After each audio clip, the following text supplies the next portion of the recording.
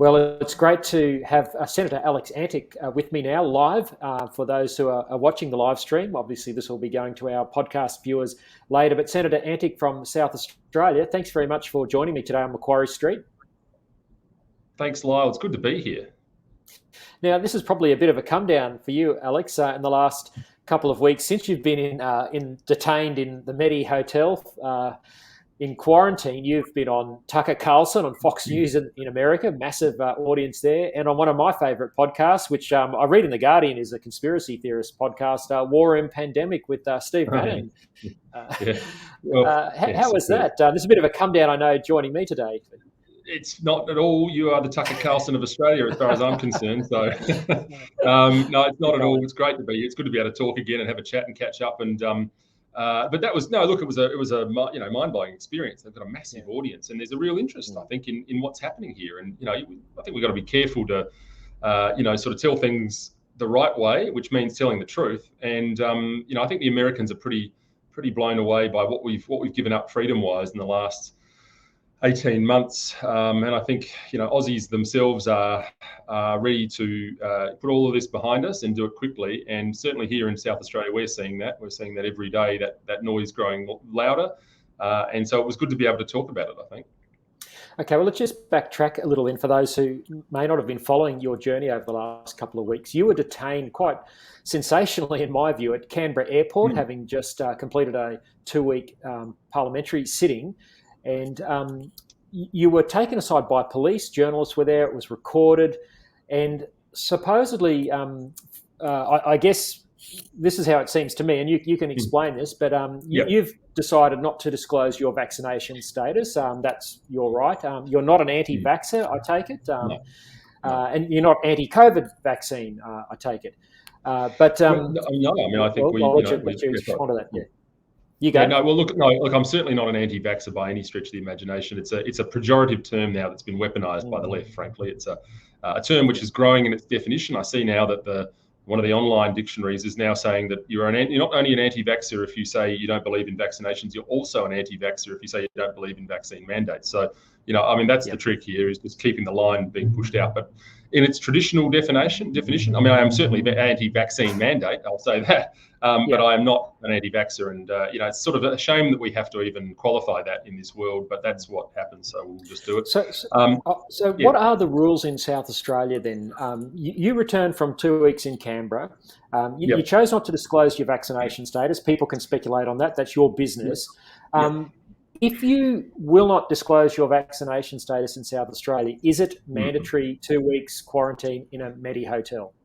Couple of things to say to that. First of all, I haven't talked about it publicly because I just object to doing that. I think it's people's medical treatment medical care is a matter for them and their families, and they shouldn't be required to do that. That doesn't just apply to me, that applies to everyone.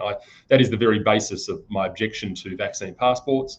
I don't see what business it is of businesses and I mean, hospitals that are rejecting people from coming in now based on vaccination status, and we can come to that a little bit later. But no, I gave the authorities all the information that they were entitled to and that they asked for. And the rules have changed a bit, though, and that is the issue here. Is that we've been travelling back and forth to Canberra during a time when travel was just not happening, and there were times where the airports were just closed. On each occasion, we would either quarantine at home for 2 weeks, which we would. Or we would sometimes not at all when the rules changed. And I've obeyed the rules on every occasion. I'm not someone that's going to tell anyone to not obey the rules. Is there a rule now that says? So there's been a change in the rule from previous previous way you've been treated as you've been travelling to and fro from Canberra.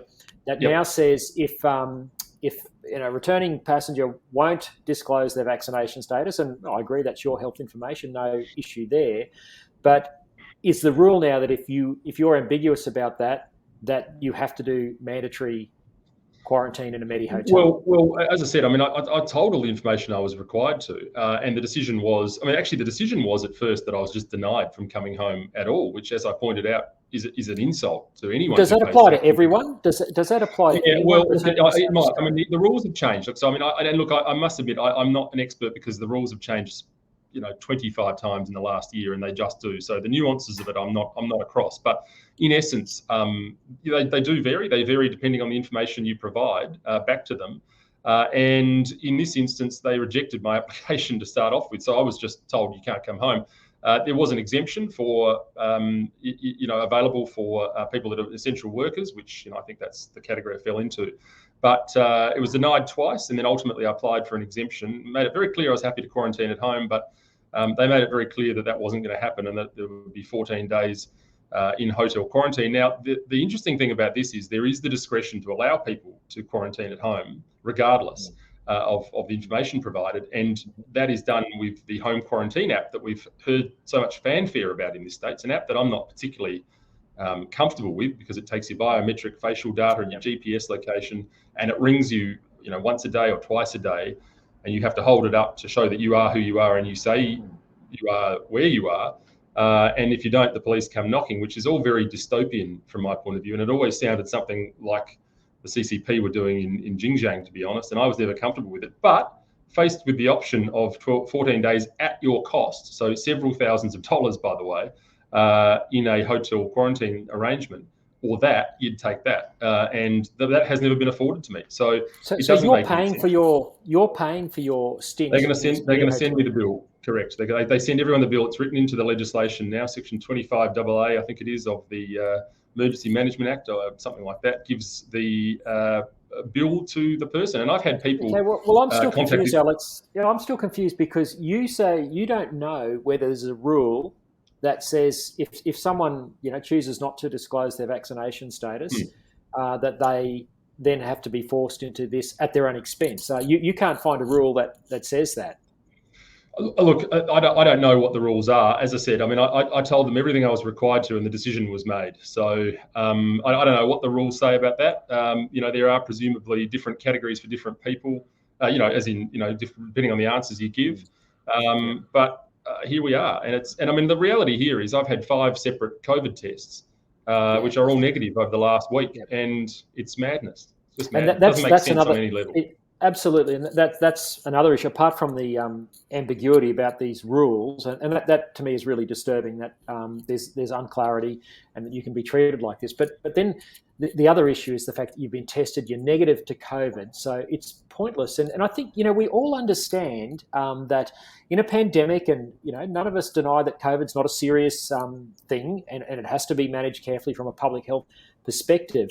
But the lack of common sense that we have seen, I think, has fed into people's suspicion of government. It's fed into the anti-vax crowd, and I know that we don't want to use it in a pejorative way, but you know what I mean. It's fed into conspiracy theories because of the inconsistency of the rules, and I think your situation just heightens fears, and it dials the levels of craziness up on the extremes of this debate. I think that you've nailed it. And one of the reasons why I'm intrigued by this is I've got an outstanding Freedom of Information application asking for this very documentation. I think it was the 29th of September. I asked for SA Health to provide all the medical evidence they're using to rely on to support lockdowns and mandates. And it was only a week before I was detained here that I'd upscaled that to the Ombudsman. You have to ask some questions about the motives. I'm concerned about that. That seems to be foremost in mind here, but we don't know. They keep saying follow the medical advice, but they won't show us. Where is the medical advice that says that mandates are a good idea? Where is it? If people are not being sacked effectively, or being told they don't have a job unless they take a vaccine, and people won't show the medical advice to support that, that's wrong. It's just entirely wrong. Yes, no, look, and we're getting to other aspects of the debate here, which is really important. Look, I think, I'm just going to say it, I'm not anti-vax. I'm quite happy to say on this live stream publicly that I've been vaccinated. I felt that was the right thing to do. I respect other people's choices. I do believe it should be a choice. But I guess we've got to weigh up too, what would we have done as a society if not enough people over that 70 to 80%, now we're getting up into the 90% levels, and you can argue whether the harsh lockdowns have helped drive up the vaccination rates. And I certainly don't believe in a whatever it takes approach. But I do think, that 70 to 80% of Australians would have voluntarily done it. because they wanted to protect the hospital system. I think that was an obvious risk that we faced in this. But, what would our alternatives have been if the uptake of the vaccine had only been, say, at 50 or 60%? Well, I mean, it seems as though there's a significant number of people in the community that did feel coerced. In South Australia, I've seen polling which suggests it's as high as 40%. I've done some of my own from my own office, which shows it's almost as high as 30%. So there's a bit of variation in there. Look, I think the question becomes one of choice. I mean, I think you have to say that. The argument that this would have overwhelmed hospitals is a little bit, I mean, I don't know what the science says about that, and I'm never purporting to be a scientist, but I mean, if this is a public health debate, then the same argument really could be applied to smoking or weight loss, or and we're not punishing people that refuse to give up smoking, although it's been muted. They certainly get taxed pretty heavily by the federal government. Yeah, well, they do. That's right. So look, the answer as to what would have happened is I don't know. But what I do know is that people should never be forced into something at the risk of losing their job, their family, and their livelihood. That is the case at the moment. That is what's happening. And the thing. Okay, so you think there's some doubt over? You think there's some doubt over whether the hospital systems would have been overwhelmed if we didn't have vaccinations? I'm not offering an opinion on that because I just don't know. But what I'm saying is, if the argument is about one of public health, then there are a myriad of other public health issues that we're not forcing in the same way. We're not forcing people to lose their job if they don't lose 25 kilos. Those things put an enormous strain on the public health system. So the argument about public health and the strain on the system is, I'm always a little bit. Can I just ask, what you're a senator? I mean, I'm only going on the information that I can glean through the mainstream media, and obviously, look, I think we all have a distrust of mainstream media, so we look at other sources as well, and I'm always careful with that because there's a lot of information about COVID out there, and some of it's pretty wacky. But you're an Australian senator. You would have better access to information than most of us, and you're not convinced that we faced the hospital system being overwhelmed. You don't think that's necessarily proven? I just don't know. I just don't know the answer to that. And one so of the issues is it better to have taken to give it the benefit of the doubt? I mean, I've spoken to doctors and nurses who are in the health system, and particularly a doctor, a friend of mine who goes into Western Sydney hospitals. He said there's no doubt they were under stress. The COVID wards were under stress. With patients. It was a real thing, and they were worried that if we didn't get the vaccination rates up high enough, that those hospitals wouldn't have been able to cope. This was going back sort of September-ish. Isn't it better to give the system the benefit of the doubt? Because I agree with you. There's a lot we don't know about this COVID issue. It's a diabolical issue. There's lots of competing information. I think we're learning as we're going along, and so I've been willing, as a citizen, to cut the government some slack in terms of removing some liberties temporarily and encouraging us into a certain public health response, because you want to, do the right thing as a citizen, where I'm not just here for myself, I'm here for my fellow citizens. So you cop a bit of this stuff, knowing that there's a lot of misinformation out there. I'm just wondering what the alternatives would be from, particularly those who are very critical of the public health response. You make a good point, and you make a range of good points there. Actually, it is an invidious position. There's no doubt about that. And I think part of the problem with the health response has been everyone's always been looking in the crystal ball. So we don't know because we haven't faced this before. So I think that is a very good point, a very difficult point. What I would say to that though is that there are things that can't be thrown out with the bathwater, such as basic liberties, and forcing people to take any form of treatment is a very slippery and very dangerous slope. So, I mean, I think a lot of people would have and did get vaccinated in any event, which presumably would have taken the heat off the healthcare system. The thing that I struggle with is, having reached 80% in a state like South Australia, for example, the health bureaucrats are now still rounding up stragglers, using every trick in the book in order to force them to do it. And you really can't characterise it in any way other than that. And so that is not what we signed up for. And by the way, when this started, it was 2 weeks to flatten the curve, but it was also, we're all in this together. So the purpose of marginalising people, creating a two-tiered society based on medical choices, is non-negotiable for me. And I think the other thing to bear in mind here is that misinformation on COVID works 2 ways. I agree with you. There is a lot of nonsense out there, and it is difficult to filter through it. I think you probably do a good job of that, and I hope I do as well. But I'll tell you this much that is not being reported by the mainstream media and many of the medical authorities as well, I might say, is that the vaccines do not prevent transmission. That is the main issue. And the main argument against mandates is that people come back to is, well, you're protecting others. You are not. The people that are spreading the disease at the moment are vaccinated. That is what's happened in South Australia. That's no criticism. That's just a medical fact. People have come to Adelaide off planes, double vaccinated, and are now spreading, that throughout the community, which was inevitable and is not.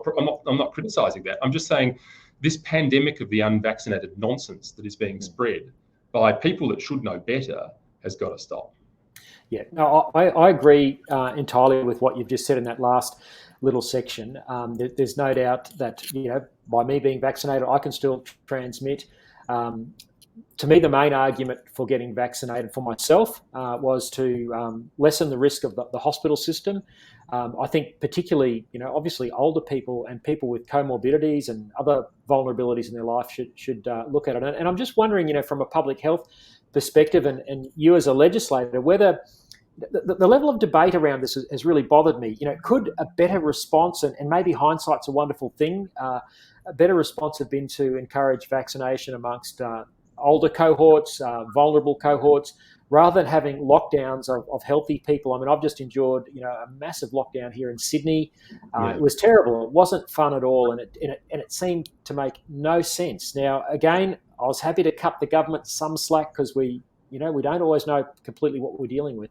But could we have taken different approaches, and are there some lessons in the future? I think we're going to be, it's a really good point. Once again, you raise a really sensible point. I think you raise, I think we're going to be talking about this for decades. The good parts about it, and there have been many. I mean, we have seen good people in our, nurses and healthcare frontline workers who have done more than people like us, particularly politicians, have done throughout the course of this, just where we sit around and talk about it. They're out in the front lines, they're doing good work and putting themselves at risk, by the way. So I think we're going to look at all of those things, but we're also going to have to look at what we've missed. And I think there'll be plenty of that. I think that you're absolutely right. I mean, lockdowns just do not work. It's a simple fact of that. One wonders, and once again, it is a very dangerous position to be in to be freelancing on medical stuff, which I'm trying not to do, although it's hard to do in an argument like this without going a little bit into it. But the simple things of masks and hand washing. I mean, I don't really have a problem with that. I mean, people rail against masks, but I don't see it. I don't like wearing them either. But ultimately, and look, they may not be 100% effective, but they're a little bit effective. So just help me understand. I've heard you say before in other media interviews that lockdowns don't work. What's the basis for that? Because as much as I hate them, I can see a rationale for them when case numbers are out of control.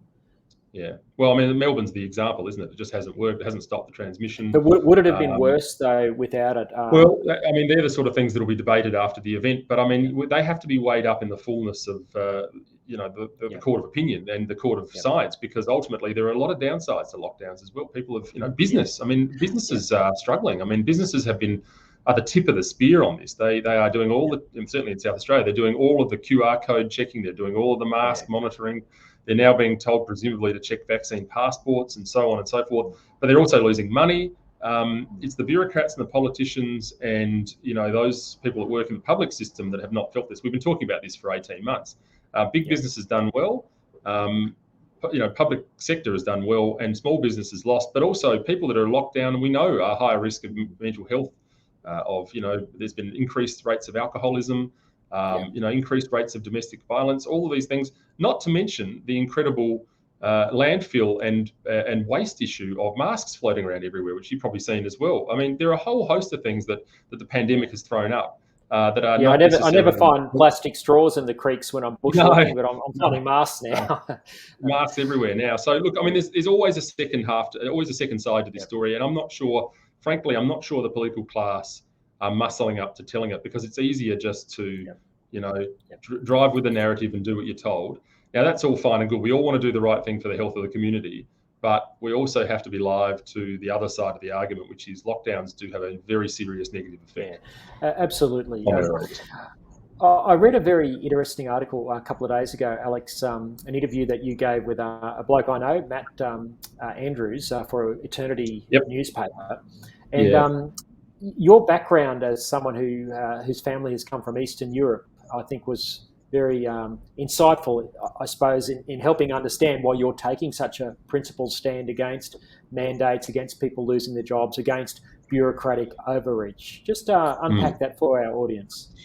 Yeah, it was really nice interview, and Matt was very generous to take the time to do it. He asked me, and he sort of asked me a whole range of things, but he asked me about my family background. And my family background is that my dad and my grandma and his brother and actually her husband, new husband, came to Australia in the 50s, in the early 50s, from the former Yugoslavia, in Serbia. In fact, it was Yugoslavia in those days. And they came here because effectively she was very anti-communist. She was a small businesswoman. She was running businesses herself in a time when, frankly, women just didn't do that. She's a very strong-willed woman, and she did that when she came to Australia. But clearly the rhetoric around the dinner table that was anti-communist was being repeated at school by my dad and not going down all that well. And so the heat sort of went on, and they eventually decided, for a host of reasons, mainly I think because of the possibility of starting a new life in a free country, that they would leave, and they came to Australia. And she was an extraordinarily strong-willed woman, a very kind woman, but a very Serbian woman, which meant that you didn't often see that on the outside, but you certainly saw it with actions rather than demonstrative displays of affection. But she was very principled, and she was very, very anti-communist, and very involved with the Serbian Orthodox Church, and somebody who really knew right from wrong. So look, I don't know, and he probed on the issues of whether or not that has framed your thinking. I hadn't really thought about it in the context of COVID and the mandate stuff, but it probably does. Yeah. I think it probably does do that, and we're all a product of our surrounds. And she would certainly, if she'd been alive today, would be very alarmed at some of the things she's seeing and some of the parallels to the country she left. I hear that all the time from people from the Eastern Bloc. In fact, they're probably the most, and you'll note that actually when you see the Freedom Rally marches, is you will see a lot of Serbian, Croatian, Greek, Estonian flags, people who have seen this before. Yeah. And so this is why you're prepared to endure 2 weeks in a medi-hotel for this principle. You're away from your wife and your 3-month-old baby, who's 2/3 of his life you've missed out on. Mm-hmm. It's a high price to pay. Well, it is, but it's a very important issue. I don't think I've ever felt more strongly about something in my limited time in Parliament thus far that I can recall. I probably have, but this is the one that really, really bothers me. I do think Australia has got some barnacles to shake off on this. I hope we do it. I don't want to see this bureaucratic overreach extended. I'm worried about what I'm seeing in states like Victoria. Every state around the Federation has gifted too much power to their bureaucrats, and we're now seeing the tail end of what happens when you do that, which is simply they never get rid of they never give it back, and we all saw that. I think this is really, really important, Alex. Look, my one little bit of experience as an elected person was on a local council. I think you've had some experience on a local council as well. But I saw just even through that experience, just how powerful bureaucrats can be, and how important it is for the elected people to make sure they're the ones in control. They're the ones that have the authority from the people. And I think how much more in a more complicated government than, say, the federal government or the state government, which are infinitely more complicated and far more powerful bureaucrats. How do you see us? You taking a stand, I guess, is shining a light on this. Are you getting much support from your colleagues? Do they see the issue as sharply as you do? And do you think we're going to see the necessary pushback? Well, look, I hope so.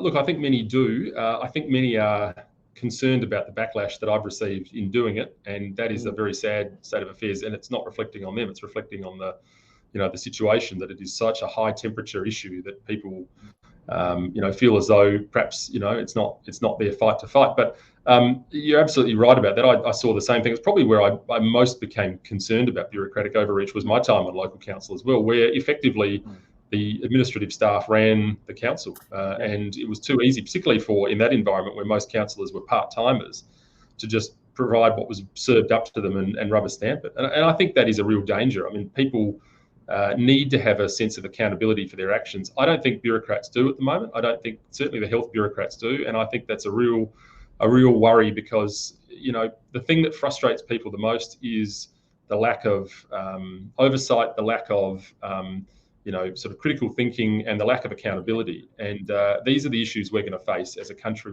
We can't drift down into this world of bureaucratic control and overreach. Remember, this was 2 weeks to flatten the curve. I don't think anyone actually believed it at the time. I certainly didn't. And I certainly, as soon as I saw those powers getting gifted away, I knew we were in this for the long haul. So that is the challenge for parliaments all across the country now, and they should be doing it, is to wind back the emergency management powers in every jurisdiction. I've been calling it a liberty audit. We need to know exactly what was gifted. We need to know when it's coming back, and we need to know that it is coming back. So the PM has said in a speech to the Sydney Institute this week that these powers have a use-by date. He's starting to push back. Is that, how do you feel about that? I mean, I know you're part of the government, but you have been a little bit critical of the government. Do you think the PM's word is going to make much of a difference, given that the states hold a lot of these powers? Yeah, they do. And that's the difficulty. The states do hold most of the powers, and it is a difficult position for the Prime Minister. And he has spoken about this before. He's spoken about his opposition to broad-reaching mandates, except for a few select industries. So that was good to hear last night. It was very, very encouraging. And I think that message is well and truly alive, in his mind.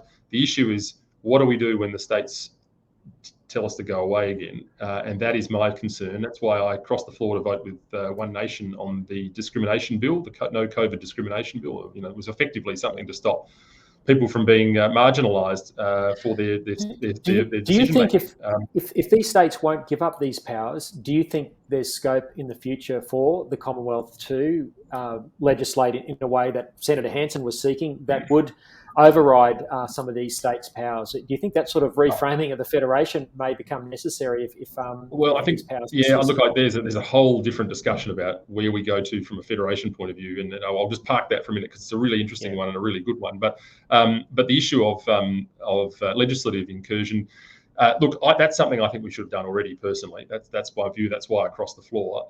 Even though it wasn't a perfect bill, it was the best we had. So I had to register my vote in support of that. I think that's something we should have taken up. There is, I think, conjecture around the trap from legal circles as to whether there's a constitutional basis to do it. I don't agree with that. I think there is. We see discrimination bills for age, sex, gender, and hopefully soon religion. So I'm sure there is a capacity to do that. But in the event that we were to go down that path, which I don't think there's any discussion of doing, the issue then becomes, can you get it through the Senate? It would certainly get my support, and I'm sure it would get the others' support, and it may well get One Nation's support. But the issue is that we still need 3 crossbenchers.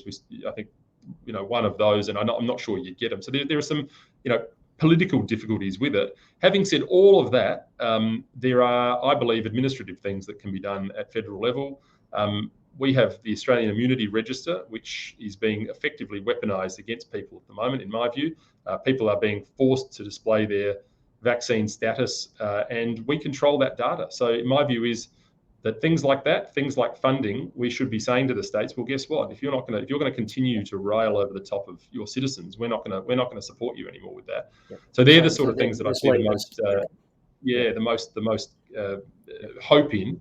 But obviously, in a perfect world, some sort of legislative provision would be good. And I think it does raise the question about some of the things you touched on there. I mean, I think you're probably on the same page about a Bill of Rights. I've always been very concerned about that.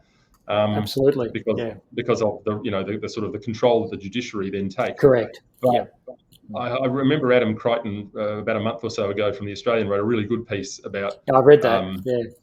Did you read reviewing that position? It messed with my mind. It messed with my mind too, Lyle, which is why I sit here, scratching my head and thinking about that, because it made a lot of sense, but it sounded counterintuitive. But there are those discussions. I mean, I'm a federation type federalist, and I think it served us very well. But it is interesting what this experience has done to that. Frankly, I mean, we have seen the states with most of the whip hand. Yeah, no, I think you're right. There'll be lots to analyse coming out of this.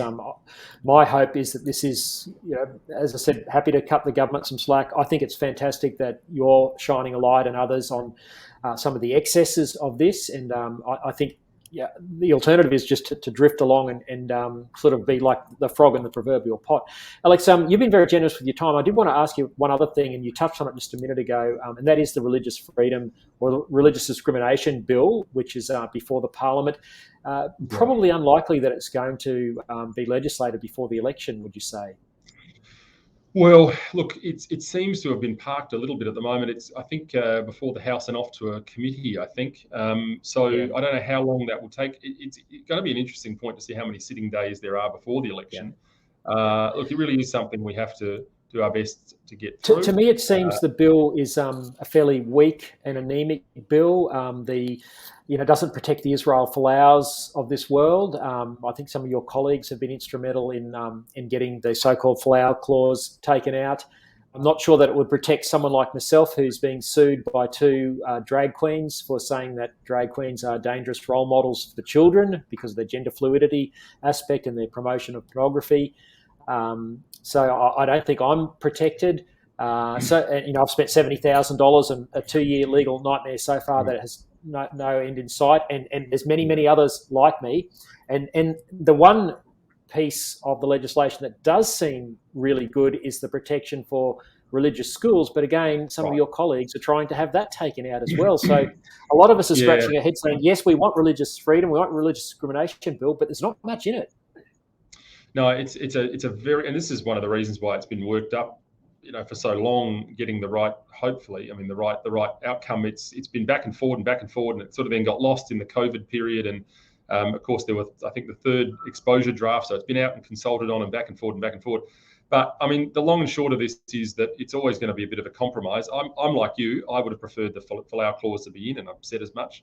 I think it should be in, and I think this is part of the problem with having a system. Coming back once again to this Bill of Rights issue, I'm not suggesting we support that, but this is the reason why we need to take these fairly clumsy, unavoidable steps with discrimination bills. It's really the only mechanism to protect, but it's always going to be a compromise. And you're right about the section about schools. That does. There are legislation around the country at the moment, which is certainly there's some that's been proposed here in SA to amend our Equal Opportunity Act so that schools can't hire and fire depending on views, and this would go some way to protecting that. So there's good and there's bad.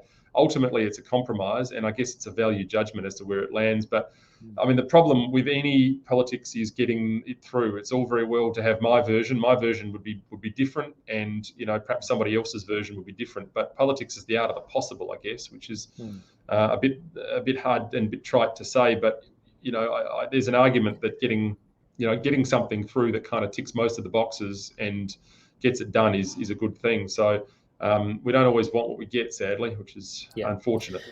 Yeah, no, that's very true, and I guess that's why advocacy is so important. And Alex, just to round up, I think that's why many of us are so pleased to see your voice on the national scene and a growing, rising voice now international, and because putting these issues of freedom, whether it's on unreasonable mandates and bureaucratic health restrictions, or whether it's freedom of speech and freedom of religion, without advocates, these freedoms do get eaten away, and we are seeing that, sadly. So thank you so much for all you've been doing, Alex, and really appreciate your time today. You've been very generous with your time. My pleasure, and thanks for having me on. Just as a final word there, Lyle, I think you're absolutely right. I think we all come from the same place, which is we just want Australians to be healthy, happy and free. And people get to it in a different way, and we've all got different views on it. But I think ultimately that's the point here. No one's looking to see COVID flourish, but we just need we need to be striking the right balance. And you're right, we have to make sure that there are people in our parliaments that are protecting freedoms because they are hard fought and they don't come back.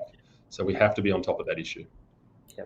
Well, we appreciate your courage, Alex. Thanks so much, and we wish you and your family a Merry Christmas. Thanks, Lyle. Thanks for having me.